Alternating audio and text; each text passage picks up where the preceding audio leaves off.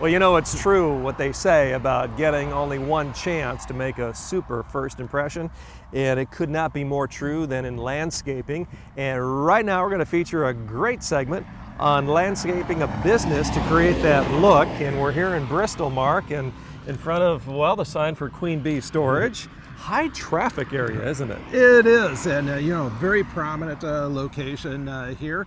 Brand new business and a new sign, and they called upon us. Wanted to make a good first impression. Well, no better place to go than Linton's, of course, for all of that. Now, we're going to talk about three things specifically here, Mark. Of course, the ground cover, the boulder wall, and then also the assortment of plants, trees, and shrubs. Can you start with maybe the ground cover, your choice there?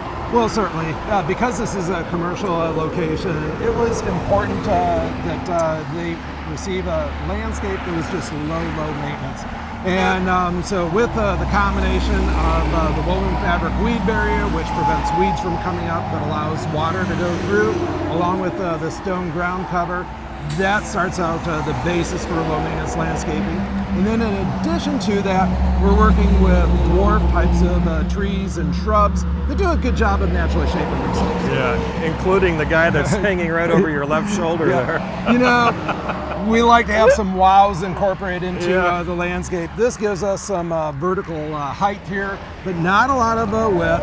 Really like this. It does a great job of naturally shaping itself as well. Do we have one of our crew members inside that tree? It looks like it. In a costume? Yeah. That tall, skinny guy? Yeah, that's right. This is our weeping Norway spruce. Love to use him as a focal point. Why did you choose a boulder wall here? Great question, Craig. Well, we've got a grade change. Behind you is higher ground.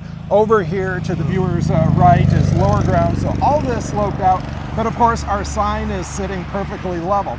So actually it was a neat opportunity to do something like this and create this boulder wall, not only for functional things, but for adding some beautification as well. Yeah, now you had a great foundation in the sign here, and you really took that into consideration, didn't you, when you planned this? We did, and really don't want anything that's going to hide or distract from the sign. And of course, the prominent colors here are black and yellow. And you see in front of you here are these yellow barberry. These are called golden nugget barberries, and I love how they play off of the black. And these are only going to get to be about 2 feet in height and about a couple feet in width, and that's with zero pruning. Wow, so there really was some forethought going in here. It didn't just happen this way. It did not just happen, you're correct. Well, what else do you have going on, Mark? Well, we've got these little miniature blue star junipers, another low maintenance dwarf type of evergreen that actually isn't green, it's blue 12 months out of the year. And Craig, in about 20 years from now, these are going to be a whopping 1.5 to 2 feet in height and about 2.5 feet in width. Do a nice job of just kind of naturally shaping themselves. Yes, very good. Well, let's take a little walk across the sign here. Again, we're at Queen Bee Storage in a commercial location here, making a great first impression. What else, Mark? Well, around here we've got several of our knockout roses, and of course these bloom nonstop all spring, summer, and fall, and they are just so hardy that they're ideal for a commercial location like this. They just simply need sun and water, and they're going to knock themselves out. And it's not like you have to water them every moment of every day, right? No, but of course, when they're first planted, they do require some additional care. Yeah. What about this beauty here? Oh, absolutely love it. One of my favorite flowering trees. This is our dwarf tree hydrangea. And the beauty of this is it continues to bloom all summer long, and then actually continues to bloom into the fall. And those white flowers, as we go further on into the season, Craig, they're going to change colors. You just start seeing a little tinge of pink there. Yeah, you can see that. But eventually, the whole entire flower cluster is going to be pink. And then later on in the fall, when temperatures have dropped, going to be kind of a mauve or burgundy color. Absolutely spectacular. Yes, well, we're going to end up here with some ornamental grass in the remaining seconds, Mark.